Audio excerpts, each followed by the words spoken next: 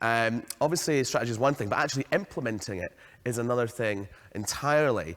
And so up next, we're going to hear from Albert King, who is the Chief Data Officer for Scotland, and he's going to update us all about the State of AI report and let us know a little bit more about the Scottish AI Playbook. Over to you, Albert. Thank you. Well, thanks very much, Nick, and good morning, everyone. For the third time, a very warm welcome to Scotland's first AI Summit, albeit on a cold day. That took us by surprise, didn't it?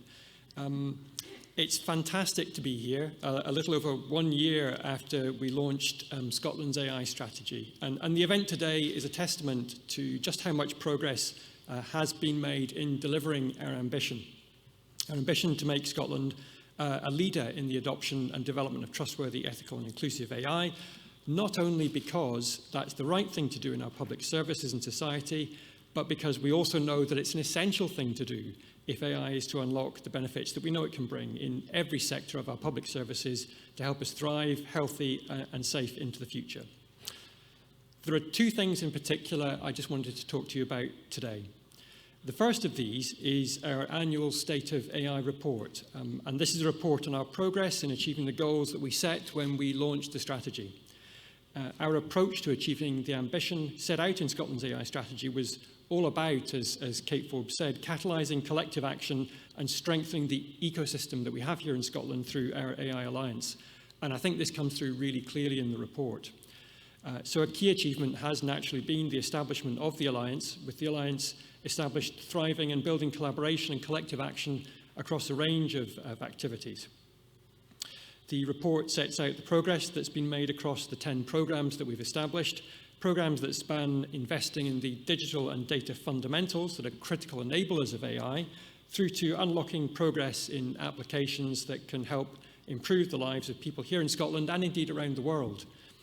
Just to pick out one or two highlights through, for example, the development of a data transformation framework for Scotland. We are working to help public bodies to understand their data maturity and how to improve it, and think about their data maturity across a range of dimensions, from data standards through to governance and ethics.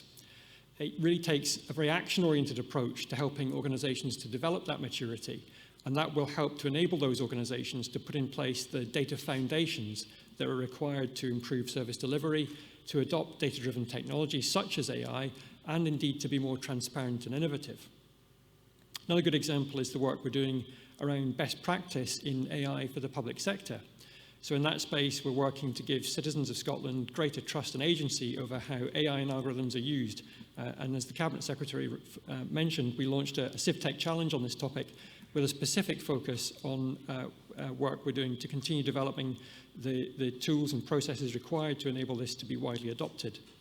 And for me, this is one of those really fundamental and practical challenges that helps us to take our principles and turn them into practice. And that's a bridge that I think we need to really continue to build.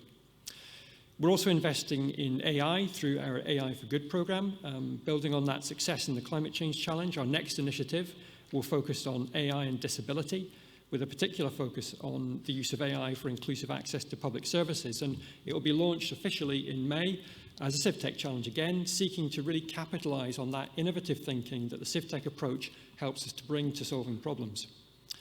We're going to launch further initiatives in the coming year, and then a strategy, of course, that places citizens at its heart and collaboration as a key tenet of how we achieve our goals. Communications and engagement has also been key. We've established a really active and thriving communications programme, including this event today, and our work continues on our participatory engagement mechanisms, which seek to bring civil society and citizens together through a range of approaches, underpinned by design principles that we co-develop with civil society. Now, central to our work has been, as I said earlier, establishing the AI Alliance, and the AI Alliance also provides our leadership, of course. And I would like to just say thank you to the members of the Leadership Circle for the support and challenge they have provided through our first year. As we set out when we launched the strategy, our intention is to adapt and learn and iterate our approach, and that's a key part of our ethos in delivering the strategy. So the Leadership Circle has been particularly important to us in this regard, helping us to focus where it is most critical to make progress and adapt our approach in others. And with their support and guidance, we'll continue to do that. We'll continue to adapt, to learn, and take opportunities where that's the right thing to do. Now I'd like to talk a bit about the Scottish AI Playbook. The playbook is all about how we take our principles, all those frameworks and policies, and turn them into practice of people in the public sector, and indeed others who share our commitment to trustworthy, ethical, and inclusive AI. So naturally, and in keeping with the Scottish Government's commitment to service design, we've had a very strong focus on user research and stakeholder engagement. And I'd like to thank everyone who has given their time and participated in that work to help us make sure that we are meeting your needs.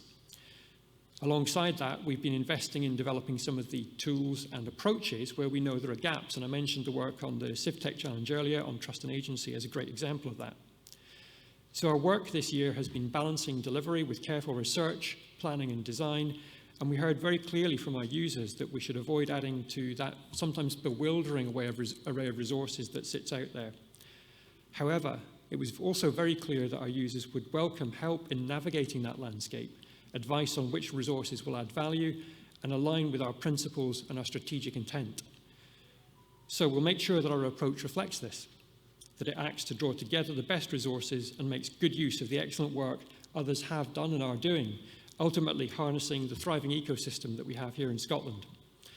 As I mentioned, it also highlighted where there are gaps and where we need to invest, and we're already doing this in key areas. Finally, our research told us that in order to achieve our goals and make this the powerful resource that users clearly need it to be, that we need to take a fresh approach to the playbook concept. And so the Scottish AI Playbook will be hosted in a fully collaborative and openly accessible platform, and the launch site is now live. So in that collaborative spirit, I'm encouraging you today, people in our ecosystem, our partners and those who share our values, to contribute resources to make it the powerful resource that it needs to be. We'll continue to invest in developing that platform, and we're going to launch a new version later in the year. I'd like to conclude by saying a very sincere thank you to our team for the amazing work they've done in the first year, and indeed bringing this event together today, as well as to everyone who has participated in our AI Alliance, providing the leadership, sharing views, and in shaping our work, ultimately contributing to all these achievements. And of course, a thank you to you for being part of that thriving ecosystem. So please go and have a look at the State of the AI report. It's on the AI strategy website. Connect with the playbook at the launch site, which is now live at scottishaiplaybook.com. And I hope you enjoy the rest of the event today. It's an amazing testament to the health of our AI ecosystem. Just a tour around the hall upstairs shows you how much is going on. And it's just such a great opportunity with a program of keynotes, breakouts, and panels that I know you'll want to engage in and contribute your voice to the debate to help us shape the future of AI here in Scotland. So get stuck in. Thank you.